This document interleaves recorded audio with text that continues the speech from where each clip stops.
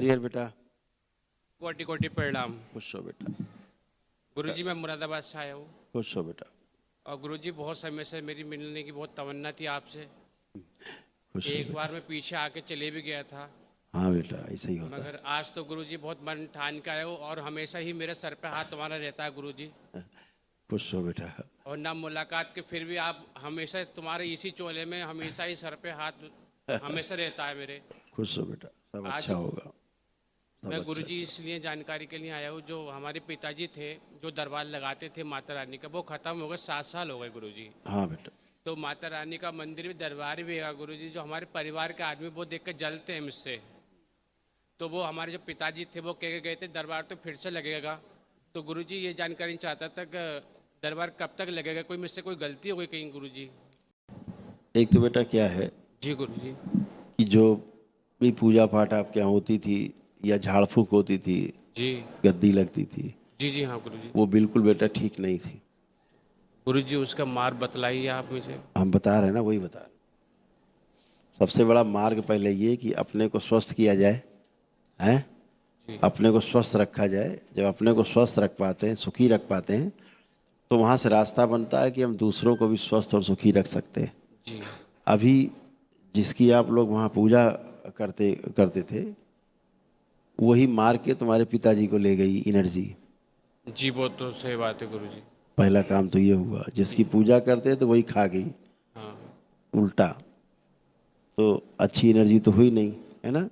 आपके पिताजी का हृदय नोच नोच के खाया उसने।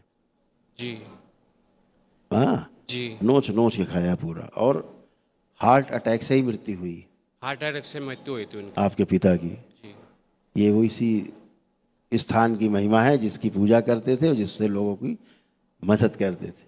तो अब उल्टा खा गई पहली बात। अब वही चीज़ें तमाम घूम फिर के तमाम तुम में आई। जी डिप्रेशन आ गया तुम में, जी गुरुजी। मन उदासी सा, अंदर उदास सा हमेशा बना रहता, बिल्कुल ही। गहरे में एंजाइटी होती, घबराहट, बेचैनी, उलझन, ये सब होने लग गया आपके अंदर। क्रोध बहुत आने लगा, जी गुस्सा बहुत आने लगा, आत्महत्या तक के विचार आने लग गए जी हैं गुरुजी। कि आत्महत्या कर लें। पागलपन जैसा सवार हो जाता था, जी लोग कहते थे पता नहीं क्या पागल हो रहा है लड़का जी।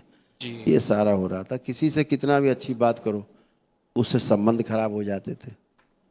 जब से आपके दरबार में आए तो आपसे गुरुजी इतना बड़ा आशीर्वाद मिलता है कि हमेशा जब मैं पूजा पाठ करता हूँ तो माता रानी ने भी ये वाला आदेश दिया था, वहाँ जाके सब आज्ञा मिल जाएगी वहाँ से। जब भी मैं यहाँ पे दूसरा का बोले वो सब रास्ता बतलाएंगे हाँ, महाराज। तो इसीलिए अभी इन सब से बचना है फिलहाल। ठीक है, जो भी आपको आज्ञा लेने की बात कर रहे हैं, उनकी मंशा भी यही है कि तुमको भी ऐसे ही मारें। एक बार तुम शुरू कर दो, तुमको भी लपेट ले।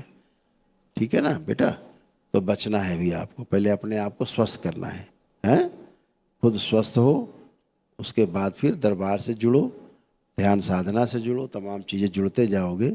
हाँ, दरबार से दीक्षा लो बाबा से, जी। और फिर आगे बढ़ो। नियम से करना है, तो महाराज कैसे कौन कौन से नियम होते वो हैं? अभी सब बताएंगे, वो सब बताएंगे आपको यहाँ। खुश रहो, अभी सब समझा देना बेटा, इनको बिठा के सब समझा दो।